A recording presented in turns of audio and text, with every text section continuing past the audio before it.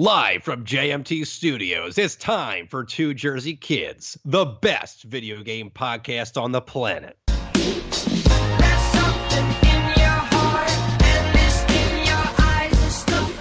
What is up, y'all, all you beautiful kids out there? This is Two Jersey Kids, episode 41, the Friday episode, where we go through all the news that's been going on in the video game industry. If you guys are a new listener right now, we are a video game podcast. We release every Tuesday and Friday. We just released a Tuesday episode where Gary, my co-host, I'll introduce him in a second, and broke down remasters, whether they're good, bad, and gave different examples. This is his first time soloing an episode. I think he did awesome. But yeah, we release every Tuesday and Friday. Friday episode, we go through all the news that's going on in the video game industry. But before then, if you guys didn't know, my name is Adam Buckingham.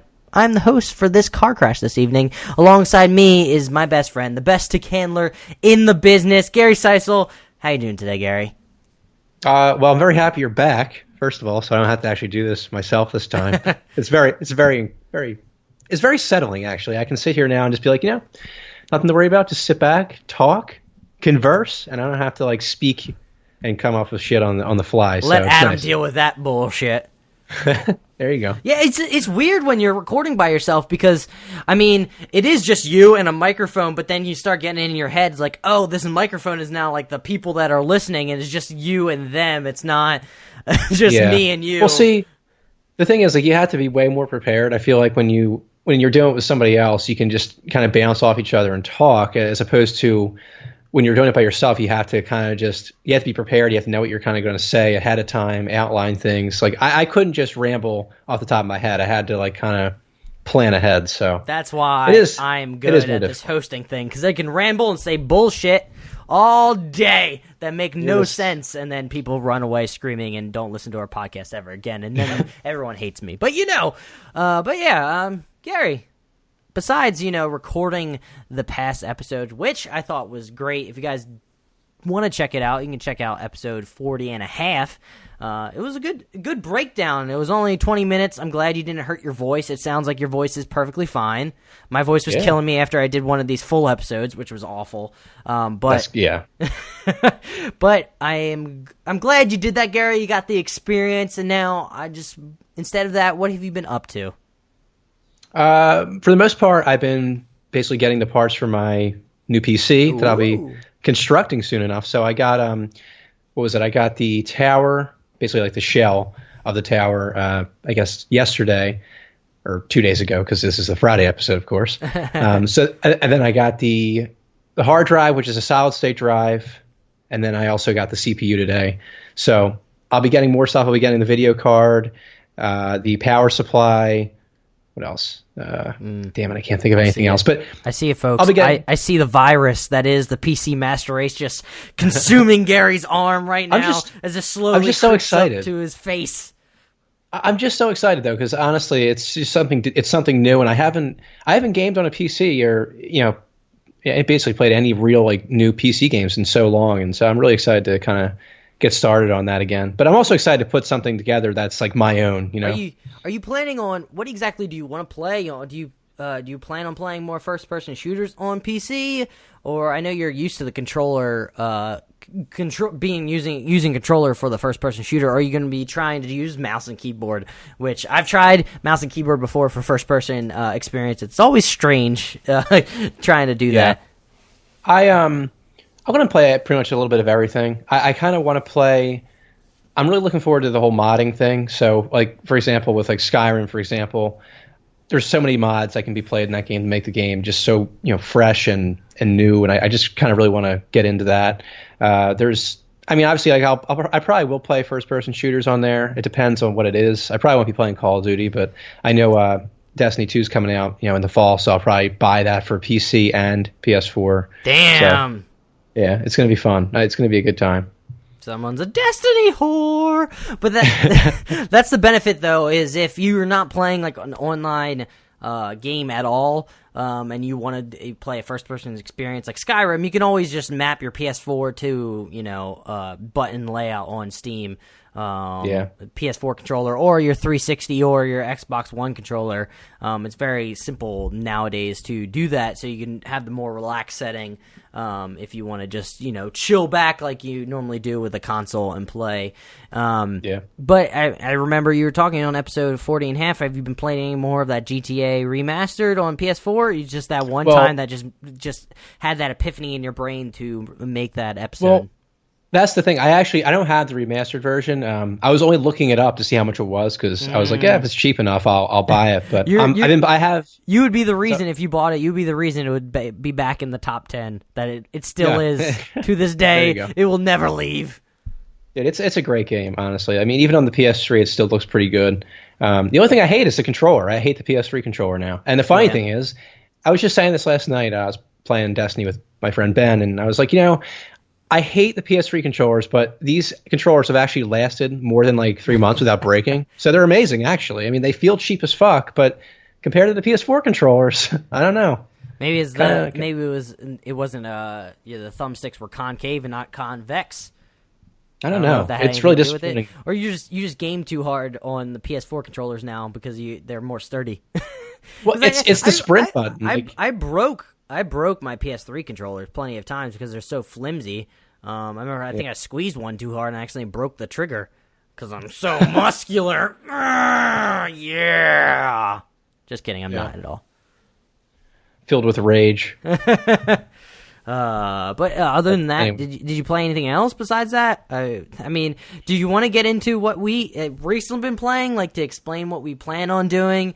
And Gary teased before Gary talks about it. Me and Gary finally played a game online together, and let me tell you, it was glorious.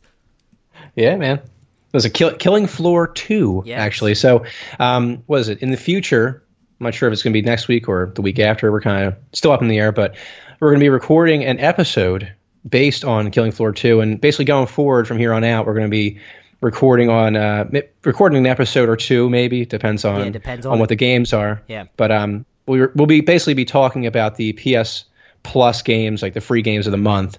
It's kind of just one of those things where it takes the pressure off us to come up with topics every week, and it kind of keeps it fresh too. So we aren't like just kind of talking about what type of shoes we're wearing week to week. We can actually come up with something new and exciting to talk about. So. Yeah, I've heard this idea on some podcasts, but they've never followed through on it. So it would be nice to follow through. It'd be kind of like a PS Plus book club.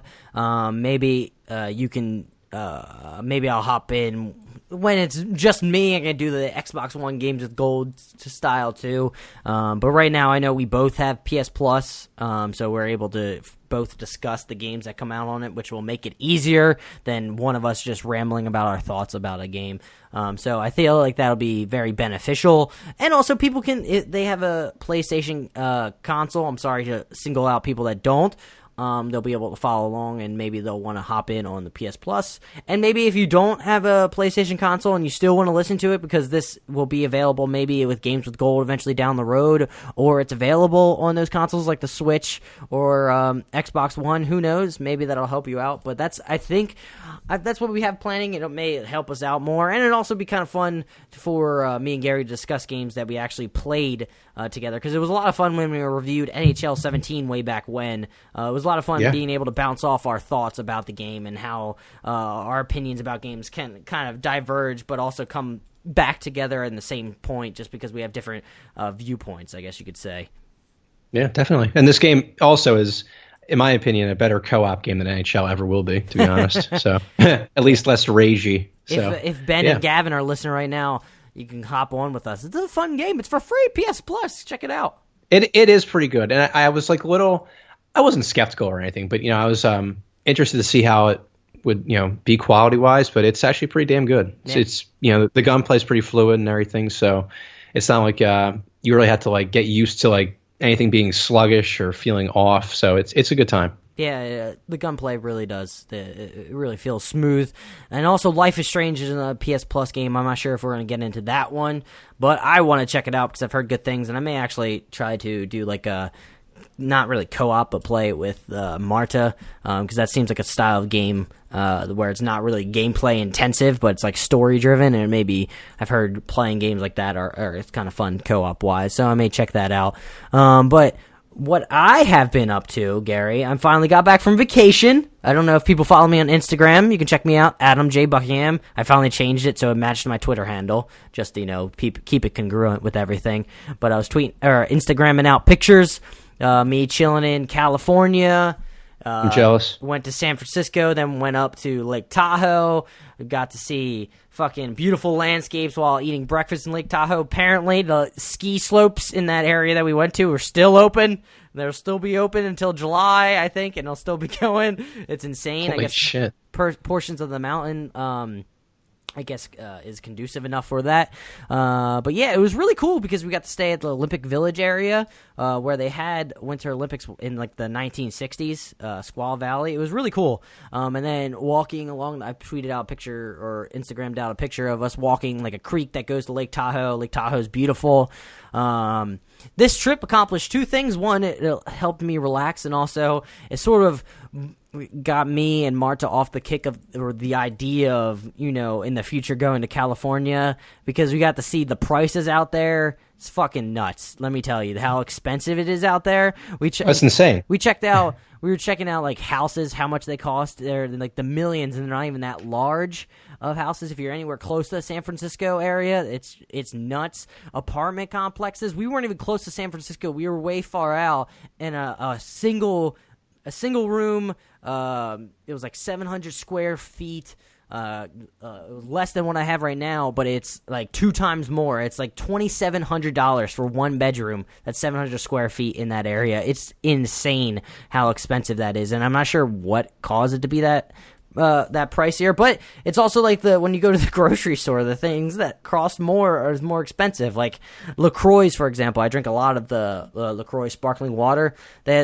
The cost for a 6-pack is the same cost of like a 12-pack here around me. It's nuts. It's nuts.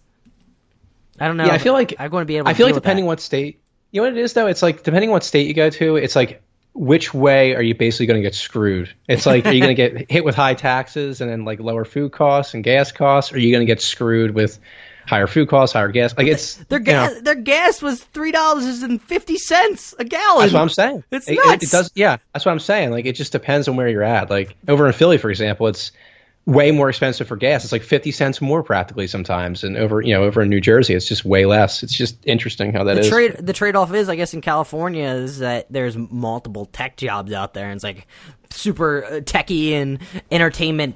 The entertainment capital of the world, I guess you could say. Damn hipsters. Fucking hipsters. Oh, yeah, that was another benefit. Me and Marta came up with it was like hipsters, and then when we went to the winery, we found a winery called Peeves, Providence or something. It was a great winery. Love their wine. Shout out. Check out the Providence wine. It's a kind of like it's like a rosé, but more on the red side, which I loved, but it was refreshing. I'm sorry, I sound like a very preppy person, but we like the word Peeves so much. It kind of sounded like a derogatory term that you could use, doesn't it, Gary? Peeves. So we started. Yeah. So we started calling people that were really fancy and pretentious Peeves, and they would have no clue, just because we weren't that fancy. We were walking around like with shorts and like t-shirts, just chilling, enjoying the landscapes, being ridiculous, not being as pretentious as some people out there. No offense, but kind of a little bit. Yeah, it's true. Also, it was we kind of did a game kind of like Punch Buggy, but it was like with Teslas, and it was kind of I didn't realize how many Teslas were out there in California. I guess it makes sense, especially with the gas prices. But yeah, a lot more. It was shocking how many more Teslas are out there. But games I've been playing, I want to get back to the Surge, but today I've been playing The Killing Floor with you, which I was excited about, to finally play a game online, and it sort of tickled my fancy. I was excited. I was like super jazzed to finally hop on this episode because we played it before, and we beat one of the bosses. It was fucking intense as hell. 2 in a row, baby. 2 in a row. Yeah, that game is all about like if you get a solid group that knows exactly what they're doing, you can fly through those levels pretty simply. not simply, but I mean, it'd be cool to then go take that same group up to the next level because we were on the basic, difficulty. It'd be cool to check it, hop it up because I think there's multiple difficulties. But we'll discuss that in the half episode. Don't want to, fire off our load too quickly, if you know what I mean, Gary. And that's why we are rated E on iTunes for explicit folks. Gary, did you miss me? I missed you, man. I did. I really did miss having the two Jersey Kids experience. Like I said in the last episode, it's more like one Jersey kid really than two Jersey kids. So. Did you hear that, folks? He didn't outright say that he missed me. He just missed the fact that there was two. He missed the two Jersey Kids portion of it. I think that's splitting hairs, but sure. But yeah, Gary, I mean, do you have anything to say about your experiences, what you've been up to before we get into, the regular rigmarole that is two Jersey Kids? Yeah, I think I'm good. Let's keep rolling. Yeah. All right, guys, it's time for This Week in Gaming History that Gary brings to us every week. And you know what it's brought to you by? It's brought to you by Gatorade. But not really. Gary hates it when I do this, so I keep doing it. Gary, what do you got for this week? What do you got? What are the exciting games that were released this week? To basically preface this whole thing, I just wanted to say that with this segment from here on out, I'm going to try to actually just focus on maybe like a couple games and actually dig a little bit deeper into each of them, just kind of get like a interesting fact or two about them, just kind of spice it up a little bit, But anyway, the first game that I found is actually really kind of funny. Grand Theft Auto San Andreas was released in 2005 for Windows and Xbox. Now, the interesting thing is that the PS2 version was actually released earlier in the year on October 26th, 2004. Now, why that is, I'm not entirely sure, but who knows?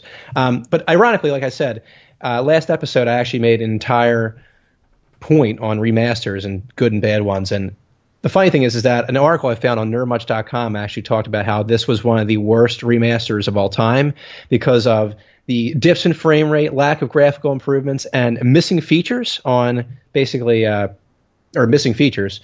And then he also goes on to say, I think his name was Alex Hartwig, by the way, if you want to go check it out. He talks about how the port apparently was rumored to be, or the remaster was rumored to be a port from the Android version, which is utterly bizarre. I don't know how the hell that ever happened, but strange. Only a rumor. Yeah, so it explains why it had so many issues. I know this was Rockstar taking a chance, like, with going on the extreme when it comes to open world sim-like games. This was when they, like, you have to feed your character, you have to work them out, you have to do all these crazy things. I know a lot of people hold San Andreas pretty fondly in their memories. I never actually got a chance to play San Andreas, was shockingly enough. I played Vice City and Grand Theft Auto 3, but I think this one, was it this one that had got serious flack?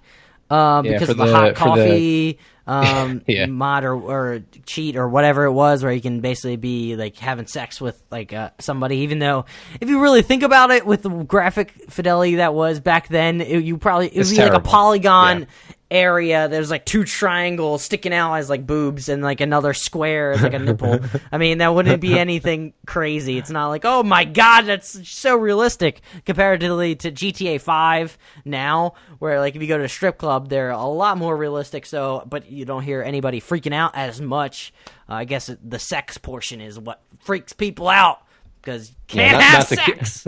Not beating hookers with baseball bats. That's all well and good. That just happens all the time. That's fine. Just beating up somebody. Don't worry about it. There's something nice about GTA is when you could just run up to somebody with like a baseball bat or your fist, and you just wind up and just haymaker them, and they just drop. There's always something nice. Don't do that in real life. That's messed up. But in GTA, there's something oddly like just releasing about that. It just feels so nice to do that. What a great guy. No, but seriously, that's actually what I was doing the other night. I was just running up behind people and just haymakers right to the back of the head. It's always fun. I was just like laughing hysterically. See how many times you can punch somebody punch people until the cops come. But yeah, it's always. I also like the fact that you just like try to like annoy someone so much so you get into a boxing match. That's always fun to end up trying to like knock them out, or you kick them once and then they get scared and start running away. Yeah, absolutely. Or you just pull out a gun on them mid-fight, and you're like, "Oh shit, fuck!" That reminds me of for some reason that popped in my head. Driver 3 when we used to just down in my basement in my house. We used to play that game all the time. Yeah. And the random bugs that would happen in that game where all of a sudden, I remember we were playing with you, and all of a sudden, like, a car appeared out of nowhere with a dead granny in it that we didn't even shoot. It just popped out of nowhere, just coasting by. I was like, what the hell just serious happened? weird shit that would happen in that game. There's something oddly just nice about sometimes when you play like these older games and they're glitchy. There's something like really cool about it. Like, it just fond in my memory. Like, it's very nostalgic. Yep. When it's the glitchy, it's the glitchy portion where the game still function, but it adds like those random like funny moments that you can remember. Because I'll probably remember that for a long time. Whenever I think of Driver 3, that moment will stick it out in my mind. But yeah, move on to the next game, Gary. Unless you have anything more about GTA. No, we're good. So the next game, or the last game anyway, is Medal of Honor European Assault, released in 2005 for PS2, Xbox, and GameCube. Now, this game I picked out, I don't know. I feel like the Medal of Honor series has kind of just like died over the years. No one really talks about it anymore. A lot of kids today probably don't even remember what the hell it is. But this game actually received pretty solid reviews. Got like an 8.1 out of 10 on IGN. It was actually commended basically for its great environment, story, sounds, but ultimately knocked for the very average graphics that it had. But overall, I mean, this game, I guess they released like a few more games after this. They were pretty much all set in the World War II era, except for, I think the last game, or maybe the second to last game. I think it was just Medal of Honor. It was released in 2010, but that was more of like a modern shooter. Didn't really fare too well, kind of considered very average.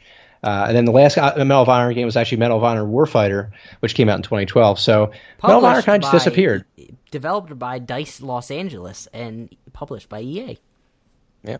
So it makes you wonder. I wonder if Medal of Honor will actually eventually make a comeback. I don't know. It's been a while. You know, I just don't know how what they would be able to do now that's any different than a lot of the other. I mean, yeah, it's hard to say. I mean, maybe go back to the World War II era. You know, have Medal of Honor now competing with Call of Duty. Even though I'm sure people gravitate to Call of Duty just because of the name.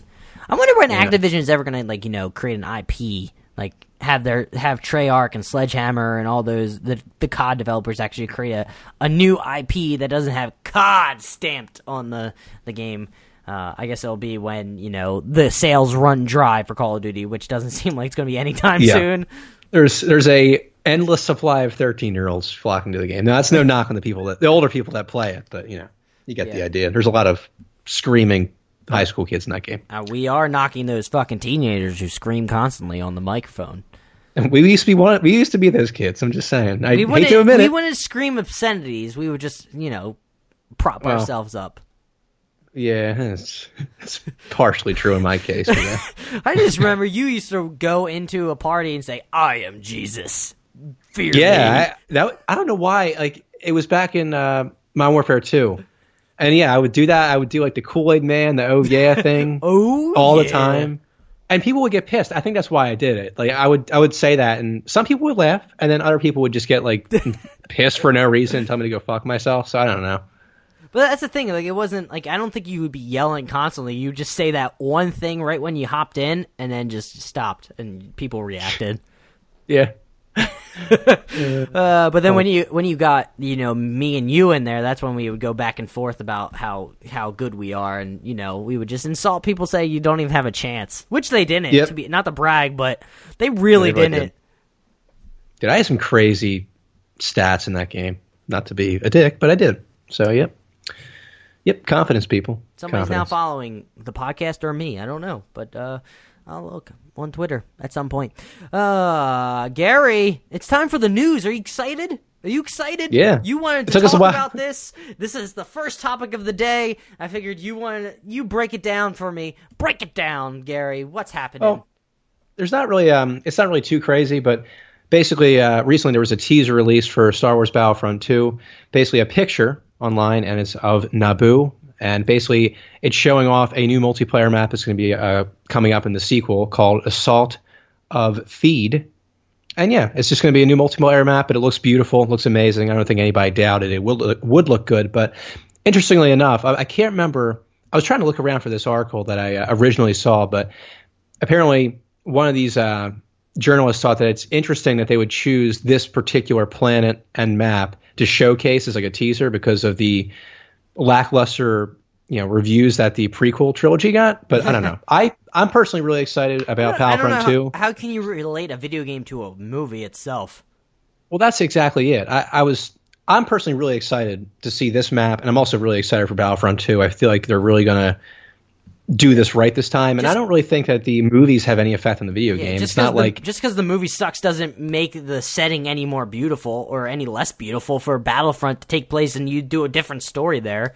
That really makes no sense to me. Well, like people, the thing is, like people hate the prequel trilogy because of like the bad script, the acting, and Jar Jar Binks. You don't have to deal with that. He was the best. Oh yeah, greatest. Come on, he offered comedy relief. Yeah, when I was like 8, maybe.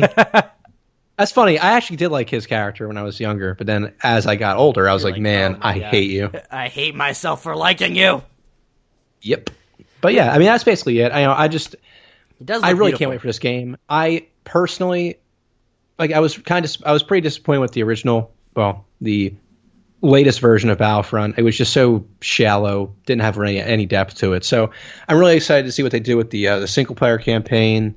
The multiplayer, I'm hoping that they maybe make it a little more addicting, kind of like COD in that sense, not like straight up COD, but you know what I mean.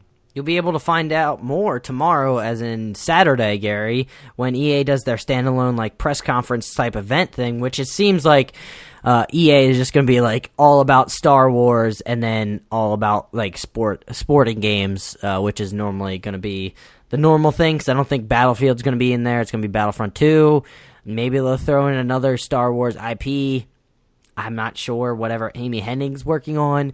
Anything Star Wars, I'm a fan of. Just tell me. Tell me what it is. Yeah. I did see something. It is exciting though. E3 is just around the corner. It's like E3 season. I tweeted that out. Like I feel like all like the rumors are like just right on the brink, about to be released. So like we're gonna be talking about predictions and everything, and for like certain press conferences and companies that won't have like a press conference, Nintendo, but they'll have like events and see what they announce. But this reminded me kind of like I saw an article about EA, and they plan on doing another NBA Live game. Oh boy! Well, they get it right this time. They had like an interview with like Slam magazine, which is like a basketball, and they got to see it for a little bit. I saw pictures of a bunch of like basketball guys' legs. I didn't really go too much into it because I don't need to listen to what they have to say really anymore about NBA Live.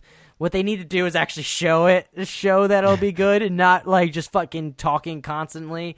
I do remember like one of the comments was just like, "Oh yeah, NBA 2K is dead now, fucking turds." Not even nerds, just said turds. I'm like, what the fuck? Who is an NBA Live fan this day and age? I'm thinking that person was probably sarcastic. You would think in their right mind they would be sarcastic in that sense. NBA 2K is just shat on NBA Live for the longest time now, and I don't see it ever, It'll be I'll have to see it to believe it. And I'm sure there's gonna be NHL games. I'm sure they're talking about Madden. I'm sure they'll have like a hour-long segment on FIFA. They'll bring up some random either soccer player, hockey player, basketball player, football player to have this awkward segment that they have every year. I think they brought up Pele last year, where it was just they were sitting there talking. And I was like, this is so boring. No offense, he's a famous soccer player, definitely applaud his accomplishments, but he doesn't really belong on this stage right now. It's just making people bored. I don't want to watch just like having an interview. I can listen to that like in a podcast form later on.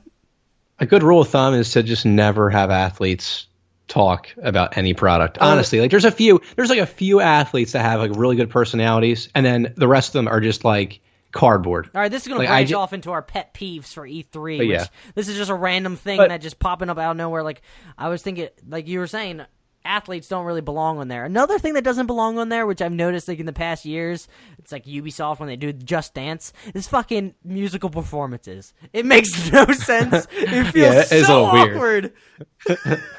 I just what was it? Was it Jason Derulo? It was like last year at Ubisoft. He was sitting there dancing around for Just Dance, and I just feel like when I'm watching it, I just get an uncomfortable vibe. Like this is not what certain people came to the press conference for. They're not coming up to listen to some music and start clapping. I feel like they want to see games. it's like they're trying really hard to like get that impression out there and get people to remember it, but then at the end, it's just like I don't really know if I want to watch this guy right now. Or they're trying to do like, oh yeah, guys, this is mainstream. We're cool. We got somebody that can sing. Love us. Yeah. Yeah, I mean, another pet peeve of mine is just to spend too much time on like the boring talking points of like how many consoles you've sold or how many of this games have shipped last year or the generic jargon that go on that just like filler time that's kind of annoying. Like I feel like a lot of the times Microsoft and Sony have actually been doing really well with their press conference where they're talking about games, which is what people care about when they look at this press conference. But like it's just sometimes when they're doing like the generic like. I remember one year it was a good press conference by Sony, but they started talking about like this TV series Powers that's still going on, but it was just a random like 10-minute segment that just felt like it dragged on and on and on. I was like, I don't need to know about TV series. I'm sorry, I don't care. Yep. I mean, if I have one pet peeve, I think it would just be sports games in general. Like I'm a huge sports fan, but every time, I mean, especially with like NHL or any EA game, nothing really changes that much. I don't care what they say about the physics engine. You act like every year it's going to change. You act like every year it's going to be this much better, and it never really is. It's just a roster update, and that's all you're basically showing off is a roster update. So sports games are just... Yeah, I mean, sports games, I feel like the developers kind of get a short straw just because they only have, like, with the way their schedule is, they only have a year to do certain tweaks. They can't get everything they probably want to accomplish done. Which kind of it goes to show, like, how the hell did NBA Live become so... Like, when they took a break, like, how did you come out and then just shat the bed so hard? Like, how does that happen? You had time. I guess it goes to show, like, if you make a good game originally, you have to build on the foundation. NBA Live never built a good, like, next-gen basketball game. Ever since the 360 came out, it was just NBA Live 07 was garbage, and they've just never been able to keep up with 2K. In that sense, 2K is honestly one of the, or NBA 2K is probably one of the best sports games I've ever played, hands down. It doesn't matter what year it is, really. It's just so good. Another pet peeve, E3 pet peeve of mine.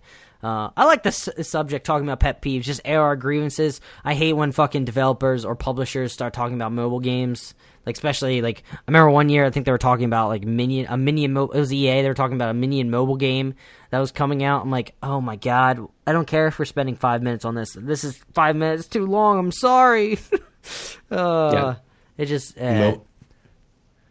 No. Does anyone actually really care about mobile games? Sorry, for people that actually do like mobile games, but... we'll be getting into an article relative to mobile games, and, you know, I don't know if this is going to have anything exciting to do with it, but we'll get into that after this article. Do you have anything to say more on E3 before we get into, or you just want... I'm just going to keep rolling. So we're getting into the articles. Yay! Starting off, Rob Lebfre... I think it's a French-ass name, but I can't say. Epic's long-awaited Fortnite hits consoles and PC July 25th. He writes, "We've been waiting on Epic's fort-building monster defense game Fortnite for a long time. First announced in 2011, the developer's initial Unreal Engine 4 title was slated to be a PC exclusive. A trailer released in 2014 gave interested fans a bit of hope, and we saw the gameplay at E3 2015. Now we've hit 2017. Though Fortnite is poised to actually release on July 25th for PlayStation 4, Xbox One, PC, and Mac, along with the, quote, pay early access, end quote, to the game via pre-order. For the uninitiated Fortnite teams you up with other players to build huge fortifications to keep out increasingly difficult waves of monsters. You'll want to loot and craft ever better defense structures to stay from the aggressive hordes. Epic also dropped a new trailer to show off these systems, including combat and exploration mechanics. I watched the trailer. It looks, I remember seeing the original trailer, one of the E3s way back when, the fact that they started back in 2011, and now they're finally, releasing something. I mean, I graduated from college throughout this whole time that they were working on it. But I remember seeing this game, and I thought like had a good premise. I thought it was really cool. The fact that you're able to build, it's basically like horde mode, kind of like what you see, Gears games, what we've been playing in Killing Floor. Hordes of enemies come, but you're able to build up fortifications and actually be able to like funnel them through a certain area. It's kind of like tower defense, but you're actually building the tower itself. Gary, you have thoughts? Yeah, I thought it was pretty cool too. Personally, I like the customization that's available. Like you were saying, you can like set up all these different traps, but I think the class system looks pretty cool as well, where you have like the ninja class, for example, that can like, get out of like, bad situations and stuff like that. So pretty sweet looking game. Yeah. Actually, it kind of reminds me of like that of Killing Floor, honestly. Yeah. You're fighting off waves of enemies, but except you're building, your base and basically trying to defend yourself like that. So.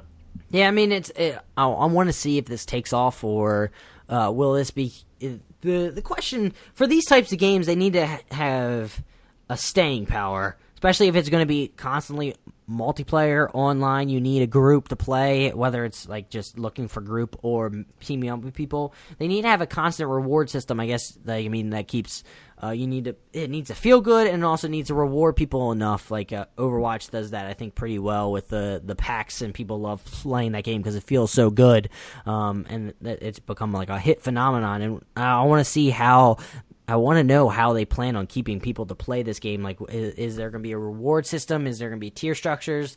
Like you see it, horde modes. Like I know that we go back to Killing Floor right now, just because that's the most recent thing in our mind. Like you get experience for the specific classes that you're playing, but is it going to be reward enough going down the line, like continuing? That's just my only thought.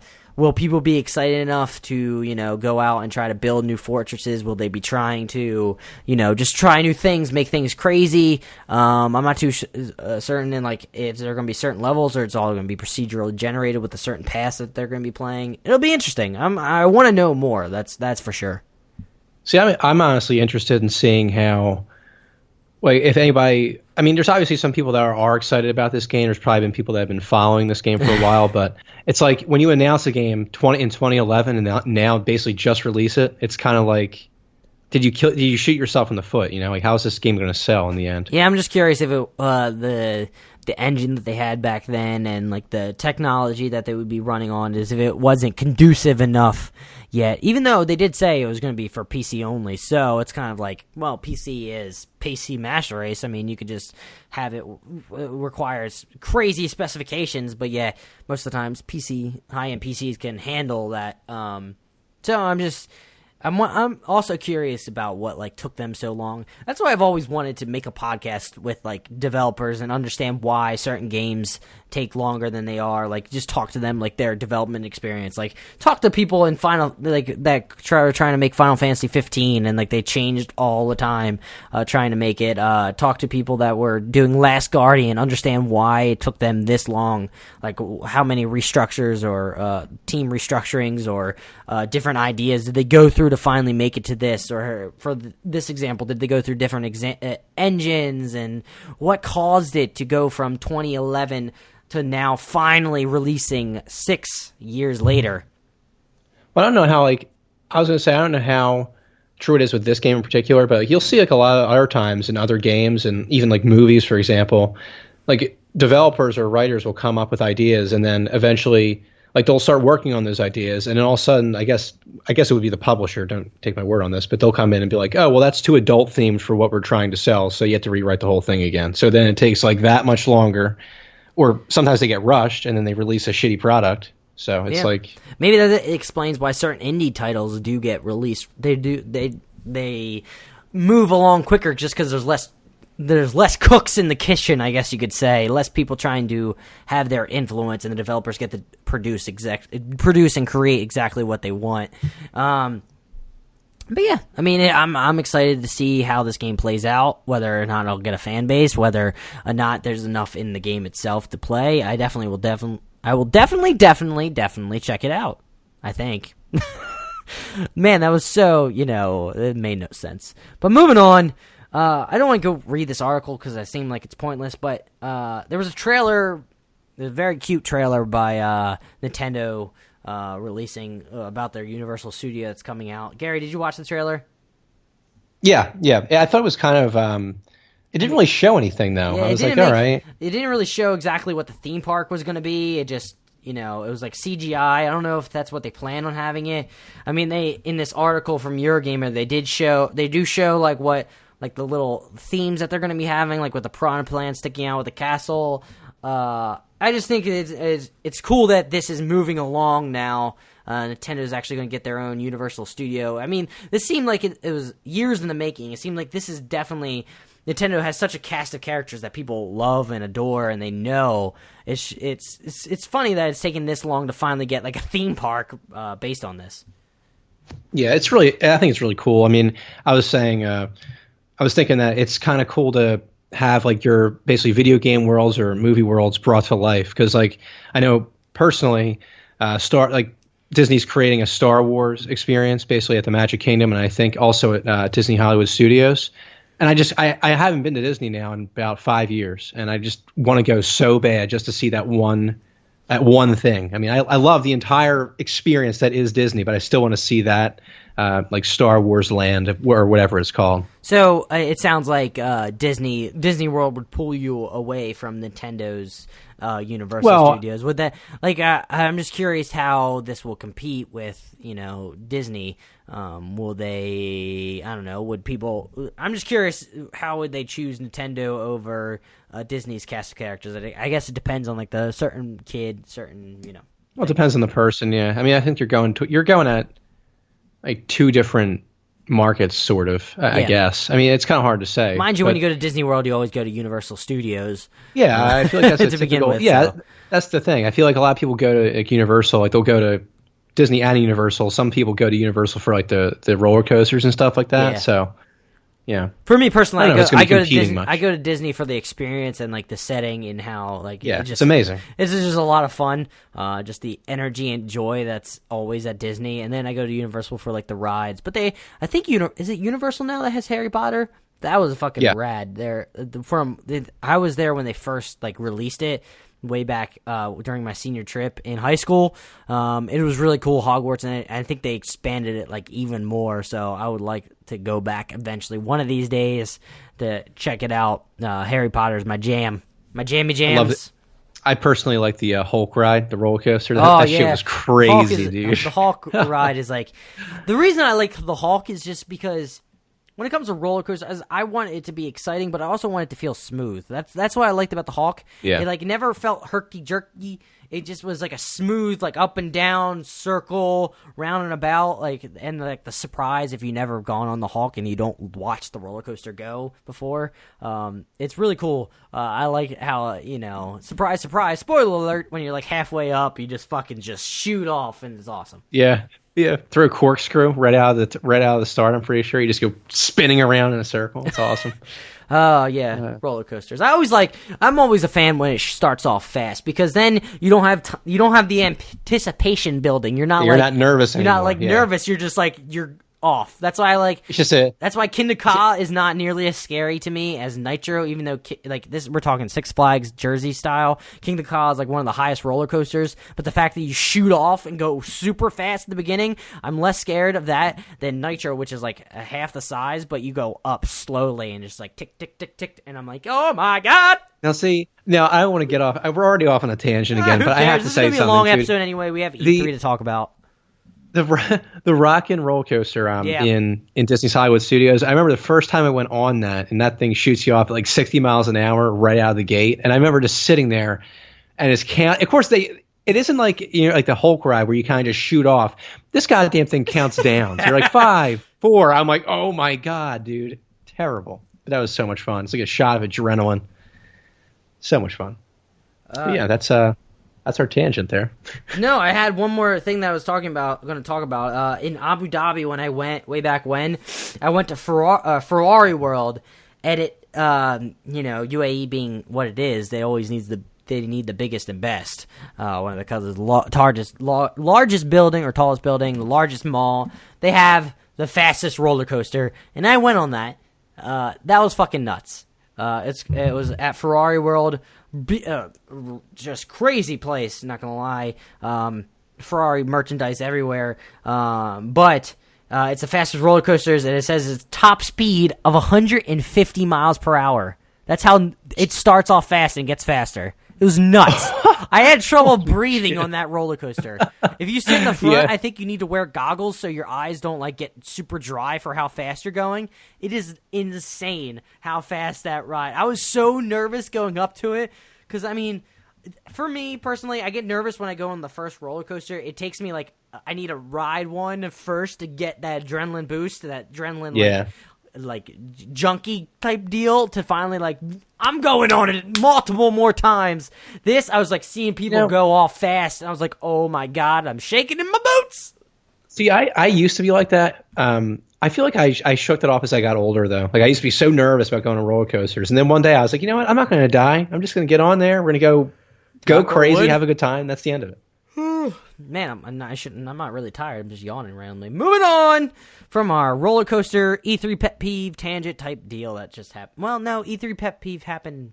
I don't know. It's been a roller coaster. It's been a roller coaster of a podcast. Look at that pun. That's why people love us. Moving on. The App Store will add gameplay live streams, according to Jeffrey Mutlouf over at Eurogamer. The App Store will be getting a huge overhaul later this year. As revealed at Apple's Worldwide Developers Conference, the impending update will allow users to watch Let's Plays of a game directly from its listing on the App Store. It won't just be a live stream either, as editors can also include tips and gameplay videos. Another key feature will be the ability to buy in-app purchases directly from the App Store without having to launch the game first. Furthermore, you'll be able to see what the top-selling games are separate from apps in general. Right now, they're all jumbled together on the same list. While the App Store redesign won't launch until later this year, the developer's beta version is available live today. Gary, are you excited to watch some mobile game live streams? Woohoo! Well, considering I don't like mobile games basically at all, probably not, but it's a cool idea, I guess. I mean, I wasn't really expecting this, but I don't know. We'll see where it goes. I mean, I guess there's going to be some people out there streaming mobile games. Who would have thunk it? I'll be one of them. Actually, I'm not sure it will be. It may be the easiest way to live stream, not going to lie. Maybe I can talk to the fans that way. That's true. That's definitely true. That's all of my really comment on that. Yeah, here you go. No, let's see, this is exactly how I feel, though, about this one guy down here in the comment section. Alex Atkin, by the way. He goes, absolutely bizarre. How many games on mobile are interesting enough to actually watch someone else playing? Not to mention how many people have unlimited data and are good enough consistently for this to work. I mean, honestly, though, I don't know. It is a little weird. Check it out here, guys. If you're listening, get ready for Two Jersey Kids, me live streaming, Adam Buckingham live streaming Farm Heroes. That's what it's called. Get excited. Get excited. I see myself always coming back to Farm Heroes randomly when I'm on the plane. It's like Candy Crush, but just different version of it. And I don't know, puzzle games. I feel like that's the best platform is mobile games, is puzzle games. And sometimes it just, a couple minutes, takes my mind off of what's going on. So yeah, I mean, maybe. Moving on. Jason Schreier over Kotaku writes, Nintendo's Switch online service will be $20 a year and includes classic games. It also includes an update to, better explain things. He writes, Nintendo Switch's online service will cost $20 a year and will launch some point in 2018, the publisher said today. Playing Switch games online will be free until services launch. You can also get 1 month subscription for free, or 1 month subscription for $4 and a 3-month subscription for $8. As Nintendo previously said, voice chat and online lobby features won't be available on the Switch itself. Instead, you'll have to use them through a smartphone app that Nintendo says will be launched sometime this summer. Quote, our new dedicated smart device app will connect to Nintendo Switch and let you invite friends to play online, play appointments, and chat with friends during online matches and compatible games. What is compatible game? Okay. All from the smart device, the company said, and they continue, quote, a free limited version of this app will be available for download in summer 2017, end quote. Nintendo adds that subscribers will get free versions of classic games with added online features, citing Super Mario Bros. 3, Balloon Fight, and Dr. Mario as examples. Previously, Nintendo had said that subscribers will get access to a different game each month, but that plan appears to have changed. They have an update for the article. Nintendo confirmed that this monthly plan has indeed changed, telling Kotaku, quote, Nintendo Switch Online subscribers will have ongoing access to a library of classic games with added online play. Users can play as many of the games as they want, as often as they like, as long as they have an active subscription. They add, Nintendo Switch Online subscribers will be able to play a wide variety of classic games, including Super Mario Bros. 3, Balloon Fight, and Dr. Mario. More games will be announced at a later date. At launch, the classic game library will include NES games. Super NES games continue to be under consideration, but we have nothing further to announce at this time, end quote. It remains to be seen whether this classic service will replace Nintendo's traditional virtual console, which allowed fans to buy old games on 3DS, Wii, and Wii U. When asked about the virtual console's future, Nintendo offered, quote, we have nothing to announce on this topic, end quote. Before I throw it over to you, Gary, it is kind of, they are switching. I don't know if they heard like people's complaints about only one game switching every month. It is actually kind of cool that they have this subscription service where you get access to all these classic games and they don't go away. I feel like this is Nintendo definitely hitting the mark, and they're playing with their nostalgia. They have such a large library of old games that it is very cool that they are doing this. You have Super Mario Bros. 3, Balloon Fight, and Dr. Mario. 3 classic games already that's going to be on this service. If you play $20 a year, which is, I personally think, is great, but I want to throw it over to the resident Nintendo hater to get his thoughts. I mean, the price point's good. Okay, we all know that. $20 a year, that's like insanely cheap. Classic games, awesome. That's great. The only thing, now I'm going to be honest with you. No, I actually kind of forgot about this, and I'm still kind of blown away by it. Is the idea that the voice chat and online lobby features aren't actually going to be available on the Switch. You have to go through a smartphone app. I'm not sure how that's going to work. Nintendo, I guess you were saying before, the Nintendo Wii online experience wasn't really that great, Adam. Am I correct? From what I had the Wii, and it was horrible. It wasn't really an online experience. The thing is, like with this online service, they'll do a really good job with this if it isn't like a clusterfuck, like if it isn't, poor service. That's like saying the next Star Wars movie will be a great movie if it's not a clusterfuck of a movie.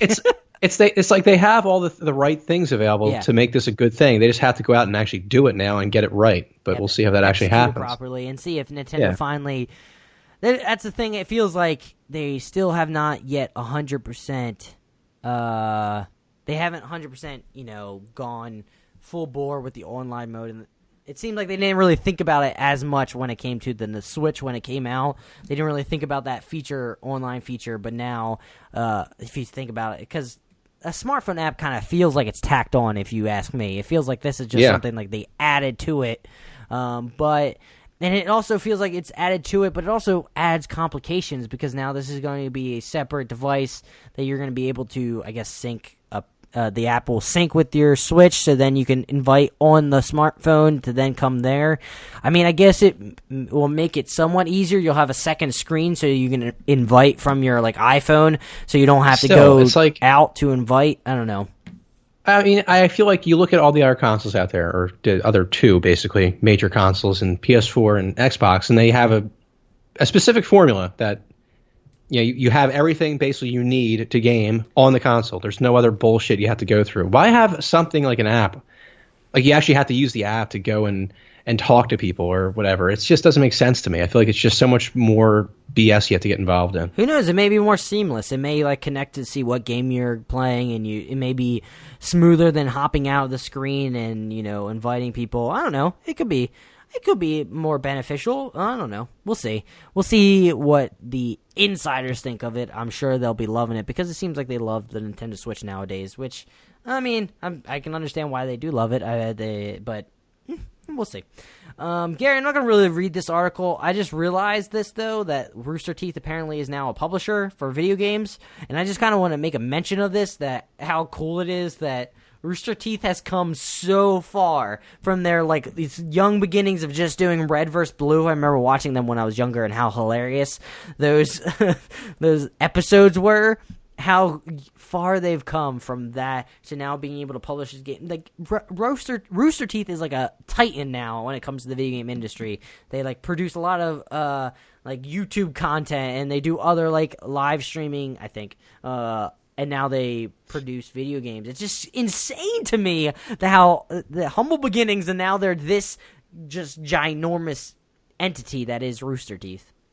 Yeah, I feel like it's only been like what, about like 12 years maybe? I mean, I remember I fired up my PSP recently just to play Battlefront 2, I think, on there, and I was just kind of screwing around. And just for the hell of it, I was looking to see if I had like any old pictures or music on there, and like I had some old wallpapers and stuff. But then in the video area, I had Red vs. Blue, one of the episodes. I can't remember what it was, but I was watching some of it, and I was just laughing hysterically because it was so funny.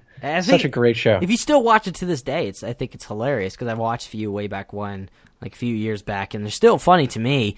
The characters are just great the way they play off each other, especially the original few seasons of that. Me personally, I gotta love Caboose. I love me some Caboose. He's fucking like stupid and everybody's hilarious. Favorite character. Come on, he's awesome. But who is Caboose? Is the one that always sticks out in my mind. You have Tex. Who's the other stupid one that's on the red side? There's two stupid people. Dude. And I can't remember. That's the thing. I couldn't tell you. It's been so long since I watched. Sarge is on the red side. Oh, good stuff. I just remember Caboose being like a fan favorite with just about everybody, honestly. But yeah, it's insane. Congrats to Rooster Teeth. If you're listening to us right now, hit us up, sign us. We'll be in the next great podcast. I'm just saying. We already are, but yeah, we're going to be even better. We actually are, but we'll be even better. We'll be even bigger things. Just so you know, just to get on the train before, so you can be hipsters or Peugeots, and just there you go. Hop on the Two Jersey Kids bandwagon. That will be, we'll be huge. I guarantee it. I was gonna look up the cast of characters. I'll look it up after. Gary, you look it up while I read this article. Moving on. All right, sure. Do your job, Gary. Moving on to the final article before we get into our E3 predictions, which is somewhat of predictions or things that I just wrote down in my consciousness, but we'll get into that. This broke earlier today. CD Projekt Red, apparently thieves have stolen documents and asked for a ransom from CD Projekt Red regarding Cyberpunk 2077.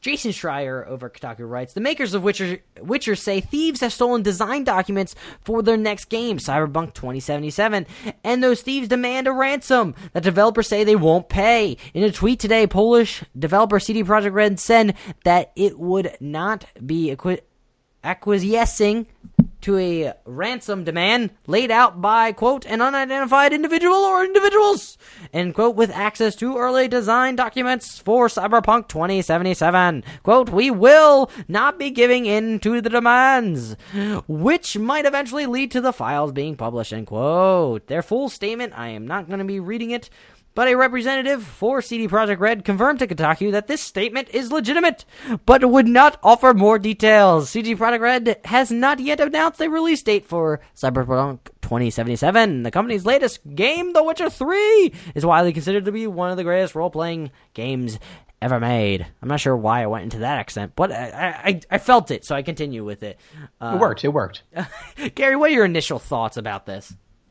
Well, I mean, I don't think that anything that these hackers or thieves stole, it couldn't have been that important because, I mean, first of all, they aren't going to actually pay a ransom anyway, even if it was something that was important or, I guess, a part of the storyline or whatever the hell it is. Yeah, they weren't going to pay the ransom. Let's be realistic. CD Projekt Red game, if you go off of what the past Witcher games are, they're so huge. I don't think any documents are going to spoil anything in that game. Yeah, and they aren't it can't be that important anyway. I mean, even if it is, you don't have to look, so problem solved. Exactly. But I saw this. I just don't get why. We saw another article, it was like last episode, where somebody was stealing things and they released it, and I don't understand why people do this, but I thought it was interesting. It's kind of true. A comment from the Kotaku section by Gray Foxhound. He writes, quote, of all the guys to do this to, CD Projekt Red doesn't seem like the best choice. The world seems majorly endeared to these guys, and this bullshit probably won't be tolerated by the internet hive mind, end quote. And I thought that's a really good point because people do love CD Projekt Red. They have very good, they're very good when it comes to PR and the internet hive mind, which it is sometimes, especially look at Reddit. Fucking love CD Projekt Red, so I don't know if that was the best company to do it for. I mean, there's other companies out there like we've talked to before the podcast, and like EA, like you were saying, Gary, is like one I'm sure people would be laughing at if this happened. Yeah, they'd be like, yeah, good, fuck EA. That would be the exact response from like hundreds of thousands, millions of people. They'd be applauding it. But what I find interesting though is there's a comment I actually read down in that same comment section by a guy, I have no account and I must post, interesting name. But he was basically saying that, hey, this is kind of like off on its own, I guess, not really too much related to this. But he was like, oh, well, no matter what CD Projekt Red releases, I'm just going to buy because The Witcher was just like the best game I ever played. And it's like, that's what that guy was talking about, the Gray Foxhound, with the whole, how everybody is just so in love with this studio. This guy is just so blind, like blind loyalty to this company. That shows, you know, that kind of goes to show you exactly why the video game fan base can be kind of frustrating for me personally, because they go out and they get upset when games don't perform the way they want to, instead of, you know, waiting. But no, they have to buy the game outright just because they think it's going to be great. They have to buy into the hype. They have to be now. They have to purchase right now.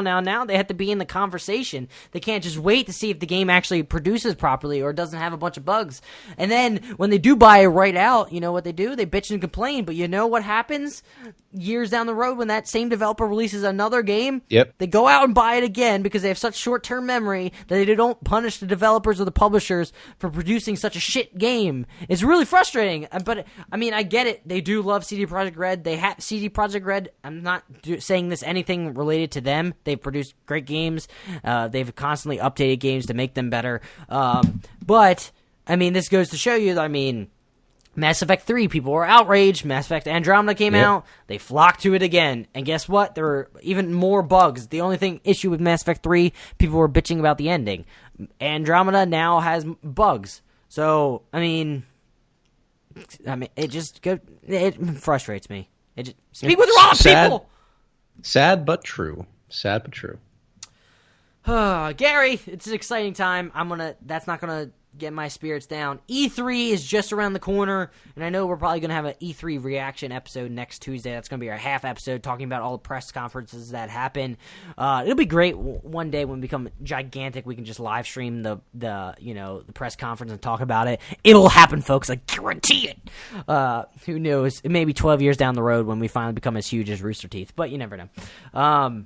But we decided to make some predictions. Well, it's mostly me making predictions because that's just who I am, and I kind of want to just get Gary's thoughts about starting off. We're going to start off with Microsoft. Gary, you have anything you want to see from Microsoft? Anything you want specifically? Do you want anything you want to learn more about? Anything you want them to do? Anything? Or you just say, I'm not a Microsoft person? Well, read off your predictions, and I'll respond to them accordingly, because I do have some things to say about your actual predictions. So my predictions, it was just off the top of my head because I'm not an insider, so take that with a grain of salt. These predictions may be garbage from, related to, like, if you listen to another podcast, it's more they're more professional. They're professional game journalists, and they have insider access. But my thought is that, obviously, I think Crackdown 3 is going to be mentioned in the Microsoft press conference. They mentioned it way back when. There hasn't been any mention of it since, and this feels like the right time to talk about it, to release more information about it. It's probably going to have I feel like it's going to be fall 2017 release date. I mean, right now it doesn't seem like Microsoft has anything quite lined up, especially now with they don't have too many IPs right now that has like the zeitgeist, and I feel like Crackdown still has that, but I feel like it definitely is slipping, so I feel like they need to mention something about it.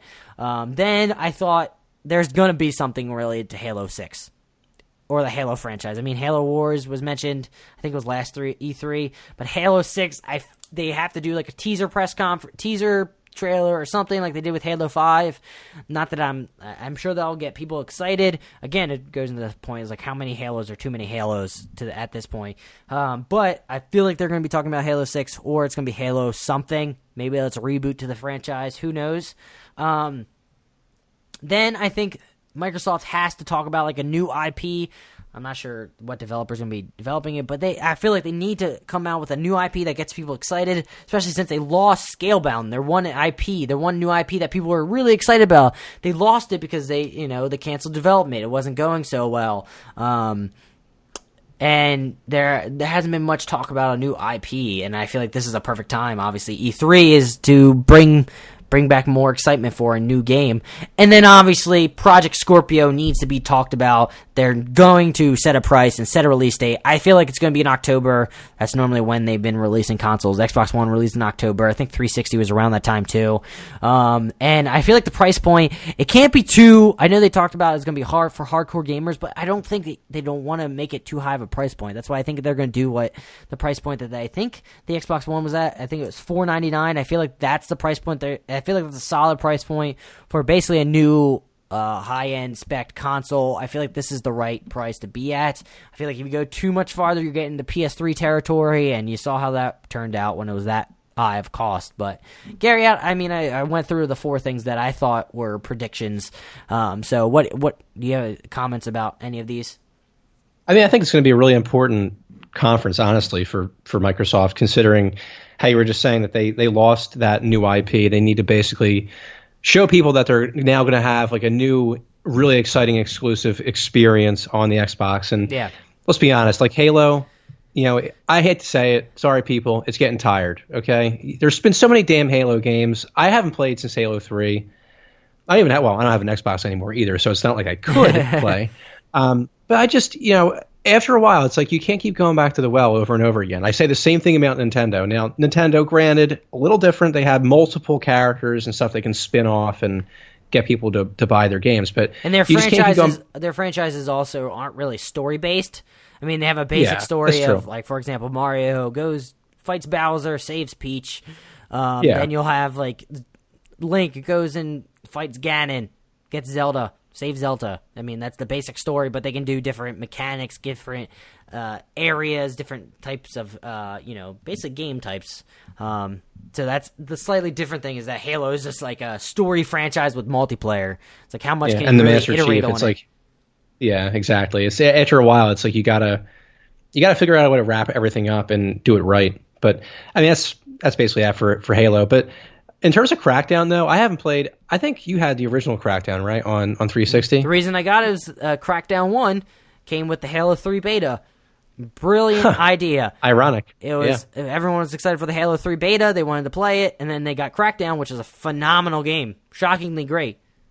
It was a great game. It was kind of like how we always say the Grand Theft Auto before Grand Theft Auto. Although I think that game was also rated mature, so it really wasn't like you were getting like, oh, it's rated teen, but I can kill people, so whatever. But yeah, I really liked Crackdown. I'll be interested to see. So is this game just coming out for Xbox? Is that the deal? Yeah, I mean, it was a exclusive way back when. I think it's published by Microsoft. So yeah, Crackdown, solid game. You're kind of like a superhero cop running around taking down gangs. Crackdown 2, a lot of fun to play. Crackdown 2 was an asi style game. It didn't really hit the mark that we thought that the second one should. So making a third one, I feel like this is a good chance for them to try to make Crackdown to become another household name. I guess it's a generic thing to say, but it's their shot again to try to make Crackdown a thing. For sure.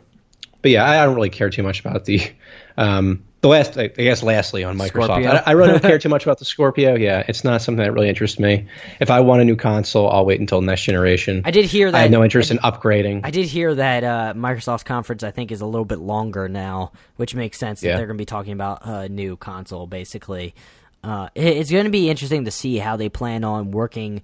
Is it a new console, or is there backwards compatibility with Xbox One? Is it just basically a high-res, just fucking Xbox One on steroids, or what is it? Like, that's what they need to do. They need to explain to people, like, do they need to get rid of their Xbox One to get this? What do they do? I mean, I want to know who it's for. That's all. Yeah. I want to know what they're making this console for. Is it for hardcore gamers? Is it for people that, like, oh, well, you don't have the Xbox One, you don't have a console right now, but get this one because it's the best one. I don't know. I mean, it's going to be interesting to see how they sell this and how they market it to people. I'm very interested to see how that works out for them. Yeah, me too. It should be exciting. They're Sunday. They finally got away from Sony, so they're not on the same exact day where they're in the morning, then Sony ends the day. So at least they'll have more time for people to gestate on their press conference. They'll end the day on Sunday, I believe. But moving on, we're going to go to Nintendo. They're not really having a press conference, I don't think. They'll have events and like a Nintendo Direct for sure. But I'm sure I have, I think, 4 for all of them. Maybe PlayStation a little bit more because I know PlayStation more. But I believe that Nintendo is going to start, rattling off a bunch of Wii U ports that didn't get a lot of, discussion because they were on the Wii U. It was a dying console, basically. Not many people played it. I'm sure you got Xenoblade Chronicles. You'll get Smash Brothers. You'll get what other Wii U ones were out there. You'll get Mario. Well, they already have Mario Kart 8. They'll get plenty of Wii U ports. Then they'll be talking about Super Mario Odyssey. They'll focus on that because that is the new 3D Mario game that people are going to be getting this fall, I think in November. That is the game that people want to know about. They want to learn more about. I did see people say that on Twitter, the insiders finally got to play Super Mario Odyssey. And they were excited about it. So I'm sure they'll focus more on it. They'll show more gameplay. It won't just be a simple trailer of Mario running around New Donk City or whatever it's called.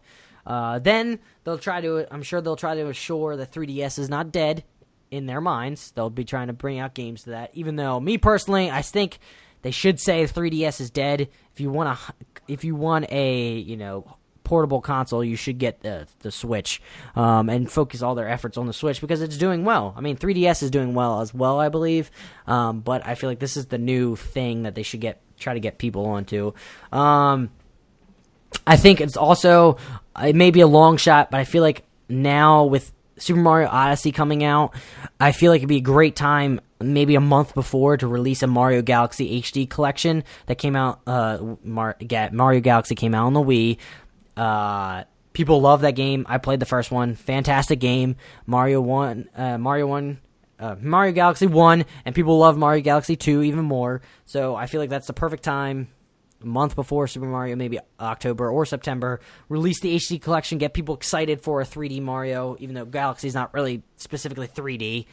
It's kind of like an in-between type deal. I wouldn't consider that 3D world exploration Mario game. And then, this is like a long shot, I feel like it's time for them to finally announce a Metroid game. It's been a while. I think the last time was on GameCube. Maybe it was the Wii. Maybe it was like a motion control first-person Metroid game. If I'm correct, don't hate me. Tweet me at 2JerseyKids to let me know if I'm wrong.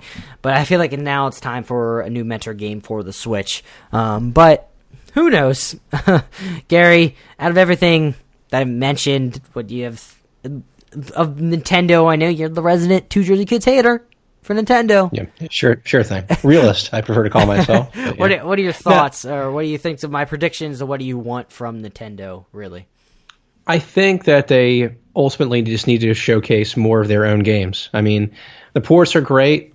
That's awesome if they bring in more third-party games like Skyrim and they already have, but it's awesome if they bring in more third-party games, and that's great. But I think they need to bring in more experiences or showcase more experiences that you're only going to be able to get on Nintendo.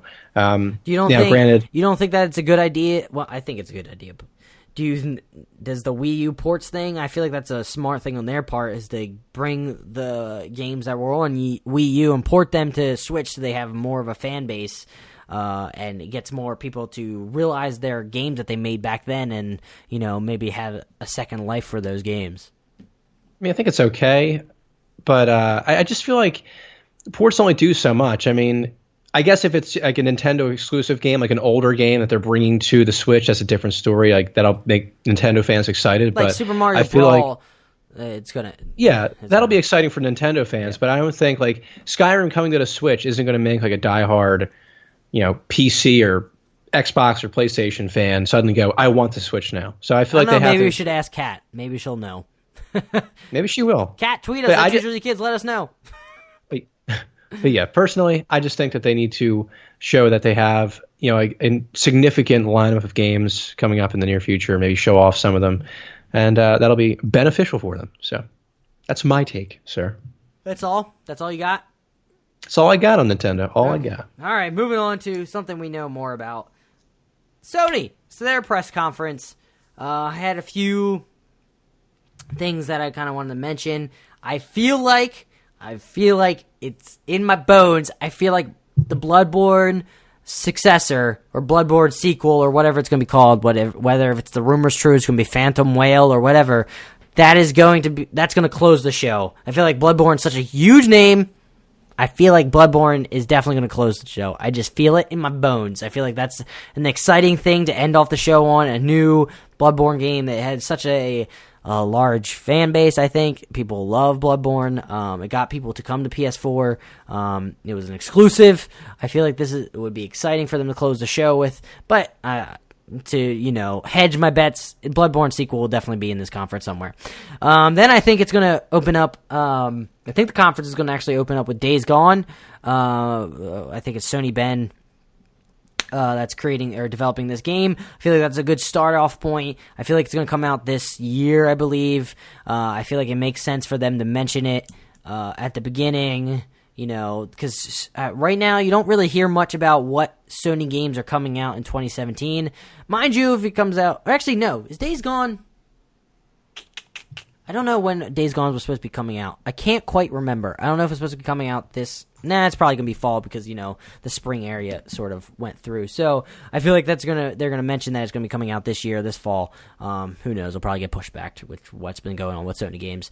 I feel like PSVR is going to have a major IP. I'm not sure what it's going to be. I'm just going to throw that out there. It's going to be having either new or old licensed IP for PlayStation genre. But I don't think they're going to mention too much of it. They didn't do too much last year. I just think PSVR is kind of hard to market during a press conference. I think they're going to go over some of the games that are coming on it, but it's only going to be like 10, 15-ish minutes, maybe, max, and then move on. I think they're going to have a gameplay reveal for Spider-Man that they mentioned in the last E3, I believe. They're actually going to have gameplay of Spider-Man, even though that's a little ways away, 2018, I believe. And then... God of War, it seems like a shoo-in that God of War is going to be at the press conference. They talked about it, was it last E3? I feel like it was. Or is it PXX? I'm getting them mixed up now because who knows. But I think they need to make mention of it. I just saw recently people posted on Twitter that there's a mural of God of War in the convention area, so they're for sure going to mention God of War and probably some more gameplay of it, which I'm excited about because it looks like they're taking an interesting step. Kind of looks a little bit like God of War mixed with the original God of War mixed with Last of Us style, with like the father-son dynamic and behind the shoulder style, more not Unreal Engine, but more like Uncharted Last of Us. Maybe go for a more storytelling driven God of War game. Gary, does any of that get you excited? Well, it's going to sound a little weird, but I'm not really like... I don't know. With Sony, it's like... I don't know how to feel about it, to be honest. Like, I'm pumped by my I'm kind of at a loss because... obviously, I'm excited for certain games coming to E3, but I'm not necessarily excited about just specific consoles. So I'm sure I'll see things from all different consoles that excite me. I'm looking forward to, obviously, Destiny 2 is going to be further talked about, and we're going to have, what's the other game I was just thinking about? Damn it, why can't I remember? I guess Red Dead will be talked about. I'm sure. Who knows? Far Cry. I'm more interested in seeing specific games than I am actual just specific console news. Yeah. So I'm sure we'll see. Because I feel now publishers are having their own press conference. I'm sure you'll see more Far Cry actually at the Ubisoft press conference and more Bethesda stuff at Bethesda's press conference. I'm excited for Devolver Digital's their press conference, showing off all the indie games that they're publishing, which is really cool. I'm really excited for that. I forgot to... Gary, I can't believe I forgot to mention my bold prediction that I've been saying for all this time about the Scorpio. It is going to be a cross between a Valve and Microsoft. Mark my words, it's going to be Steam X dash box. It's going to be the Xbox version of a Steam box, and it's going to be connecting with Valve and everything. You know how Microsoft's been pushing towards Windows section? I mean, come on. It just makes sense. Steambox, Xbox, perfect sense. It'd be kick-ass. It would be Scorpio kick-ass. starts with an S. It's solid logic. Don't think too much into it. My bold prediction, hear me now. It's going to be like, you know, fucking putting in sports terms, it's like when LeBron went to the Heat. You had, you know, the Magic, or not Magic, went to the Heat, and you had Dwayne Wade, Chris Bosh, and LeBron James as a super team. Super combo. Xbox and Steam, perfect. But you know what will beat it? It will be like the Warriors. And mark my words, it'll be PlayStation and Nintendo coming together to finally, you know, bridge the gap between what should have been way back when. And then you'll have two super powerhouses going up against each other. It'll be great. It'll be glorious, Gary. Watch, mark my words. I'm a conspiracy theorist. If this actually came true, I don't think I would ever be able to. I actually won't appear on this podcast ever again if that would actually happen. That'd be amazing. I'm a Steam Xbox truther. There you go. Genius. Nostradamus right here. Watch. Gary, do you think if I predict this right, we should have a soundbite of all the times I've done it and then put it out there, and then maybe people will flock to my genius opinions. I'll never get anything else right, but I'll get this right. That's all that matters. Damn right. But I'm excited. Publicity stunt. I am excited for E3. It seems like it starts sooner and sooner. It starts on Sunday when EA's holding their press conference. Then it starts Saturday, and then Sunday will be the other press conferences. Hopefully I'll be able to check out a few, and then Monday will be, you know, the final before like the actual conference itself, like with the people playing the games, which I'm more excited about the press conference itself because I can't really play the games. Like, I like watching some of the coverage and like watch people explain more in depth about their games, like when they go onto IGN or the other sites and explain what the game is in more depth. That gets me more excited for games that I enjoy, whether it's not, if it's like a Lego game that's coming on, I'm not really doesn't get me really too jazzed, even though Lego games are pretty solid, but you know. But yeah, that's been our E3 predictions. I mean, that's just from the top of my head, what I wrote down. There's probably going to be crazy more things happening at E3 that we don't know about, that a lot of insiders probably do. But we're not insiders, mind you, and that's why you love us. But if you're a new listener, I'm glad you stuck through this whole thing. It's been great. Hit that subscribe button. Follow us on Twitter at 2JerseyKids. Gary! Oh, E3 is going to start up this weekend. What are you planning for this weekend? What do you plan on doing? Honestly, I'm just going to kind of like keep my phone nearby because I kind of wanted to see. I want to see what's going on. I mean, what's announced. You know, it's going to be cool to see. Like I said, with Battlefront 2, there's going to be a lot of news about that, I'm sure. Honestly, though, like in terms of what I'm going to be doing this weekend, I'll probably be like trying to piece together his computer. I still have to. The unfortunate thing is that Gavin, who I've been basically relying on to help put this thing together, is in Jamaica right now. That fucking bastard, selfish prick. How dare he take a vacation? Exactly. I can't even ask him questions right now. That's the problem. So there was a couple things I'm holding back on buying right now because I want to make sure that they're up to the specifications that I need. I was going to say, if you're holding back from putting that shit together because he's not here, I'm going to say, come on, Gary. Well, no, that's not the reason. But I will say this, though. Newegg. If anybody needs computer parts, Newegg is an amazing website. I have ordered all my parts. I ordered a couple things like a couple days ago, and the day after they were there, like at my doorstep, and I paid it was like a free shipping. It was amazing. So anyway, that's beside. They also refurbish a bunch of products, which they turn out pretty well. So yeah. Product placement, even though we're not sponsored by Newegg.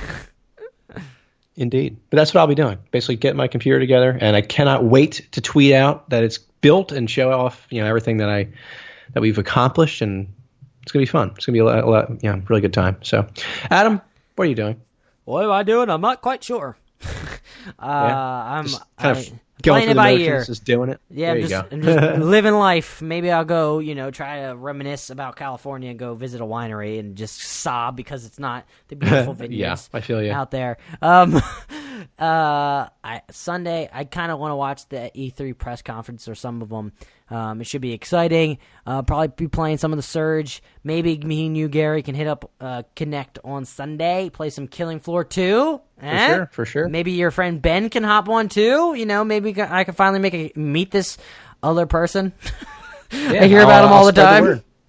I'll spread the word. But yeah, this has been Two Jersey Kids.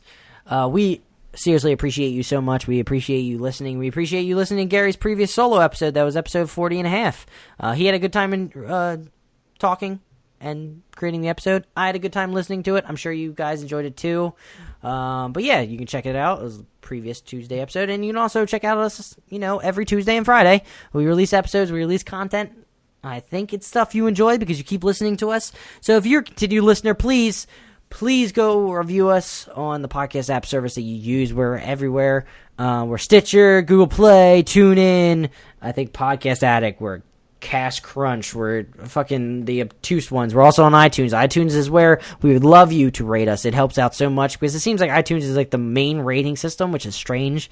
It's like the only rating system for podcasts besides Stitcher that I've noticed that really makes a difference.